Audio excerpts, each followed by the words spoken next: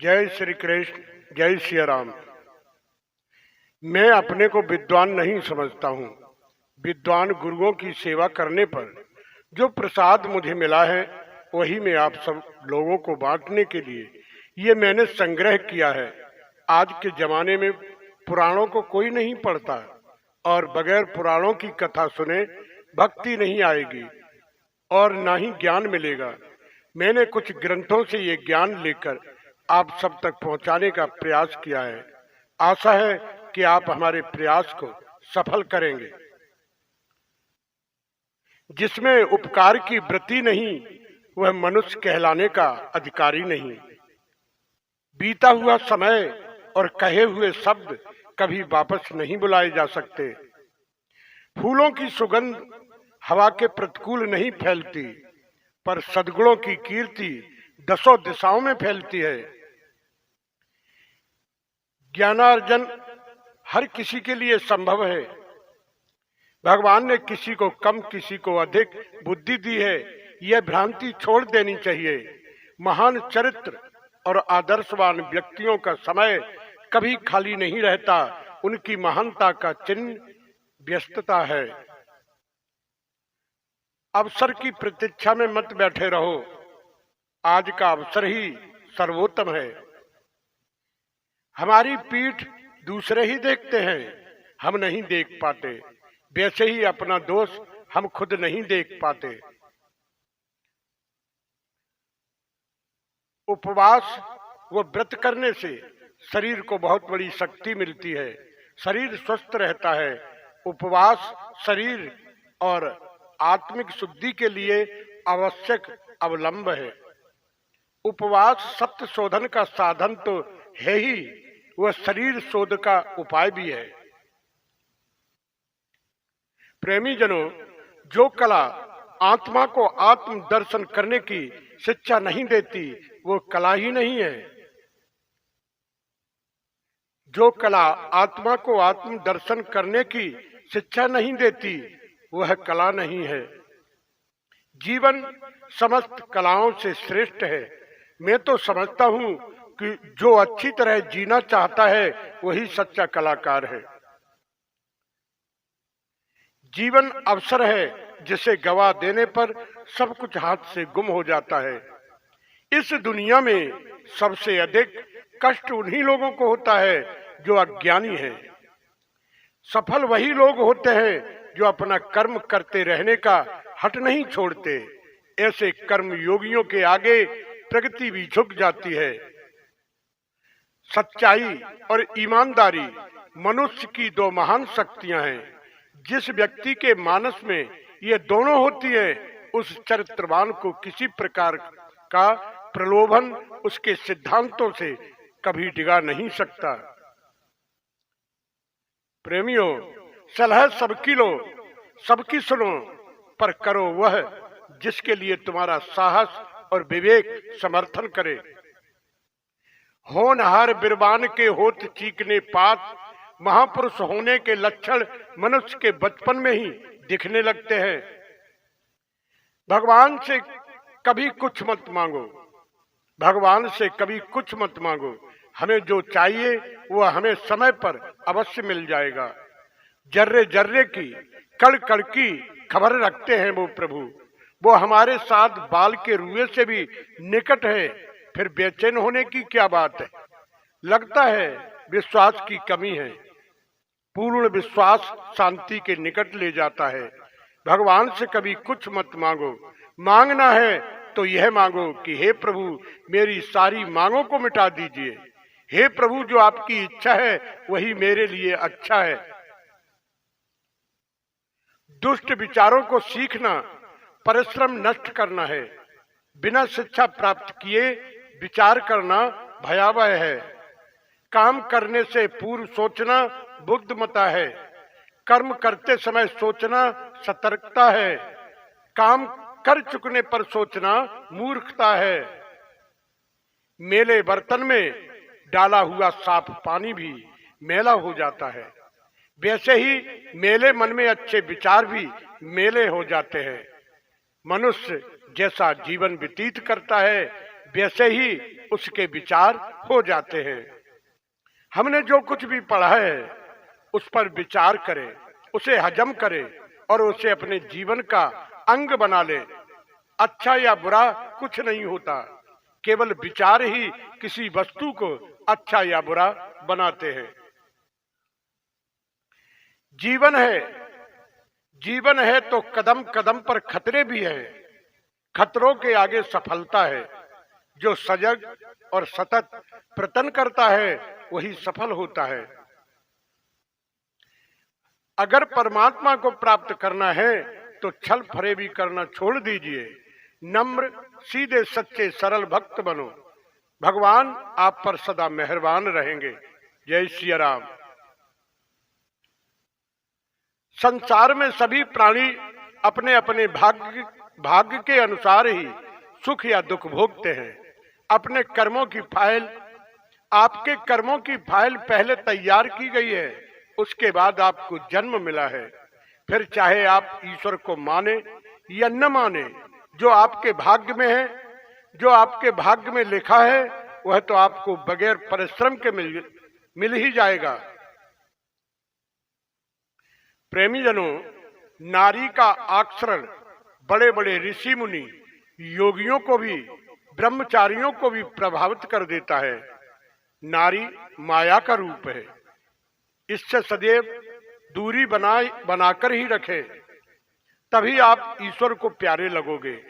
भगवान की भक्ति और संसार की सेवा वही कर सकता है सज्जनों, जो माया के जाल से बचा रहे।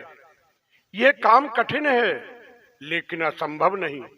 माया के 3 रूप हैं, कंचन और कामिनी और कीर्ति। कंचन माने सोना, धन, संपदा आदि। कामनी माने स्त्री के भिन्न भिन्न रूप। कीर्ति माने मान सम्मान। माया इन तीनों रूपों से मनुष्य को लुभाती है। मन कहता है कि धन, संपत्ति और सोना चाहिए, इसी से सब कुछ हो जाएगा, परंतु ऐसा नहीं है। माया तो प्रभु की दासी है, दासी से शांति नहीं मिल सकती। शांति मिलेगी प्रभु से, प्रभु की शरणागति से। प्रभु की शरण ही परम सुखदाई है। स्त्री में माया विशेष रूप से समाई हुई है। जैसे माया चंचल है, वैसे ही स्त्री भी चंचलता देखी गई है।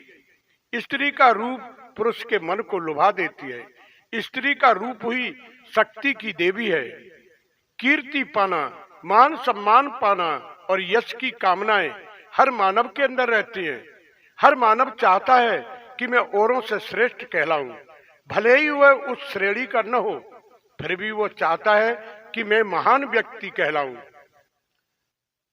सच्चा भक्त भगवान का वही बन सकता है जो कंचन और कामिनी और कीर्ति से दूर रहे, और यदि वह उसे मिल भी जाए तो उसे परमात्मा का प्रसाद मानकर आनंद से रहे।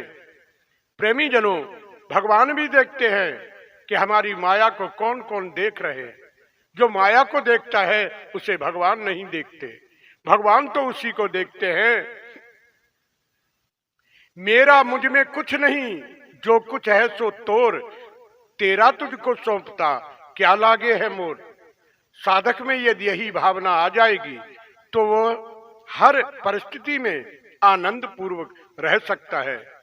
जय श्री कृष्ण, जय श्री राम। प्रेमी जनों, धन की इच्छा इंसान को शैतान बना देती है। धन का लोभ मिट जाने पर ही जीवन में सद्गुण आने लगते हैं और परमात्मा की प्राप्ति होती है। सुखी मीन जहां नीर अगाधा, जिमे हर शरण ने एक व्याधा। जो मछलियां अथाह जल में हैं वे सुखी हैं। जैसे श्री हरि की शरण में चले जाने पर एक भी बाधा नहीं रहती। रामचरितमानस में सुतीक्षण जी कहते हैं भगवान राम से, प्रभु एक वरदान दे दो, मेरा अभिमान दिन प्रतिदिन बढ़ता ही जाए। भगवान श्री राम ने कहा, सुतीक्षण जी क्या कहते हैं आप? लोग कहते हैं कि मेरा अभिमान दूर हो जाए, मेरे अंदर अभिमान का लेश मात्र भी नहीं रहे। आप कह रहे हैं अभिमान दिन प्रतिदिन बढ़ता जाए। सुतीक्षण जी ने कहा, हे प्रभु, कौन सा अभिमान? मैं तो चाहता हूँ मैं भगवान का हूँ और भगवान मेरे हैं। ऐसा अभिमान जाए जन भोरे, मैं सेवक रघुपति पति मोरे। प्रेमी जनों, ईश्वर के अनेक रूप हैं, किंतु दीपक के आगे जिस किसी रंग का शीशा कांच रखोगे उसी का रंग प्रवेश दिखाई देगा। पूजन हर किसी देव का करो, किंतु ध्यान तो एक ईश्वर का ही करो। रुक्मिणी की भक्ति अनन्य है, पूजन देवी का करती है, फिर ध्यान तो कृष्ण का ही धरती है। बंधन हर किसी देव का करो, किंतु ध्यान तो एक ही देव का करो। जिस किसी रूप में आपकी आस्था और रुचि हो उसी रूप का ध्यान करो। ध्यान ध्येयता और ध्येय में एकत्व होना आवश्यक है। एकत्व होने पर ही परमानंद की प्राप्ति होती है।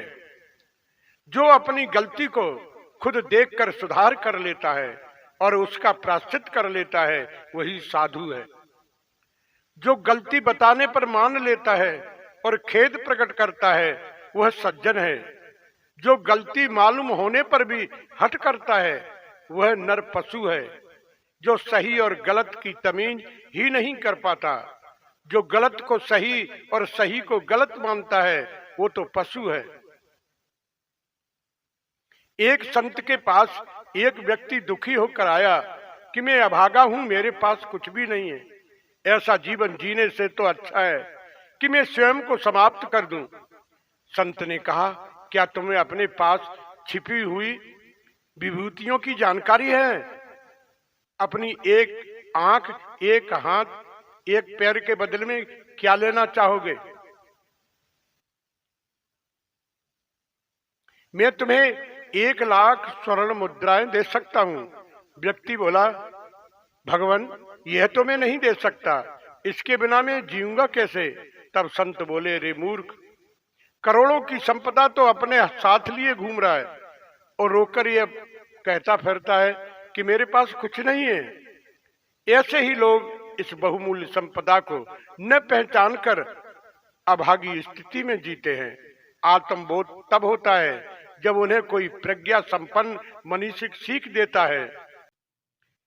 एक रास्ते में 3 लोग चल रहे थे। एक था पहलवान और एक था बनिया और एक था साधु।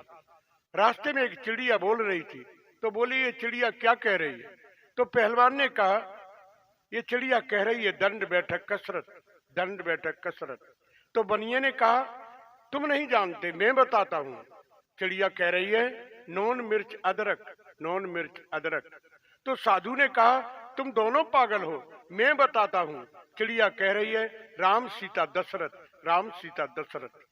हमारे कहने का मतलब है मनुष्य जिस भाव में रहता है उसको वही सुनाई देता है, वही दिखाई देता है।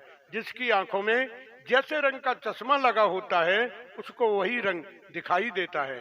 जय श्री कृष्ण, जय श्री